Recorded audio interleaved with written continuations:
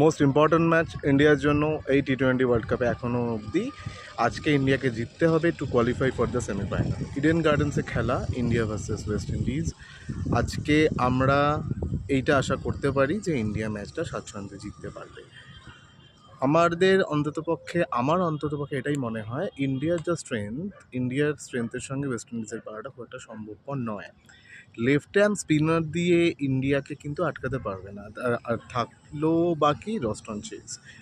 এবারে ইডেন গার্ডেন্সের যা পিচ হয়েছে তাতে কিছুটা কিন্তু ব্যাটিং প্যারাডাইজ আমরা বলতে পারি। কোনো ম্যাচেই সেরকম লো স্কোরিং ম্যাচ একটাও হয়নি। ইভেন স্কটল্যান্ডও ভীষণ ভালো খেলেছে, ইটালি ভীষণ ভালো খেলেছে ইডেনের পিচে। সো আমরা একটা অ্যাকশন প্যাক রান ফেস্ট আজকে দেখতে পারি। বোলারদের জন্য প্রচণ্ড চাপের একটা ম্যাচ হতে চলেছে।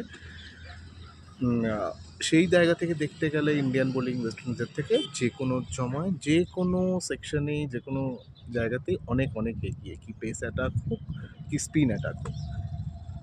গুদাকেশ মুটি এবং আকিল হোসেন দুজন লেফট আর্ম স্পিনার আছে, along with the off spinner Roston Chase কিন্তু অতটা ফ্লাইটার বা অনেক ফ্ল্যাট বল করে, ফ্ল্যাট। সো প্রবাবলি যদি সঞ্জু স্যামসন ওপেনিংয়ে আসে, এবং হয়তো সঞ্জু স্যামসনই ওপেনিংয়ে আসবে, তাহলে কিন্তু খুব একটা রস্টন চেজকে দিয়ে ইন্ডিয়ার থ্রেট হবে না, এটা আমরা ধরে নিতে পারি।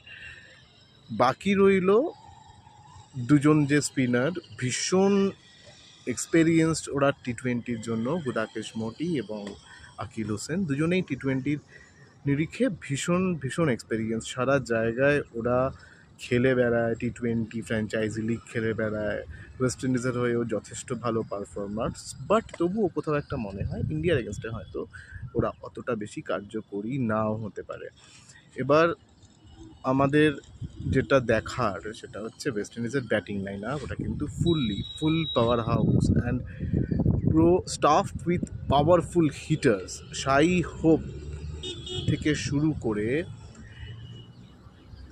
শারফেন রাদারফোর্ড, জেসন হোল্ডার এবং লাস্টের দিকে যেই রোমারিও শেফার্ড, এরা সব মিলে কিন্তু একদম power house batting line up. তার মধ্যে মোস্ট ইম্পর্ট্যান্ট শাই হোপ। হ্যাঁ, ফর্মে নেই, রান করছে কম, বাট মোস্ট ডেঞ্জারাস হচ্ছে Shai Hope. Second important Shimron Hetmyer, স্পিনটা অসাধারণ খেলে, পেসে একটু প্রবলেম আছে বাট ভালো। Rovman Powell, Sherfane Rutherford and Romario Shepherd, Jason Holder to follow. So ইন্ডিয়ার কাছে কিন্তু এটা যথেষ্ট চাপের একটা ব্যাটিং লাইন আপ। ওদেরকে কিন্তু আটকাতে প্রথমে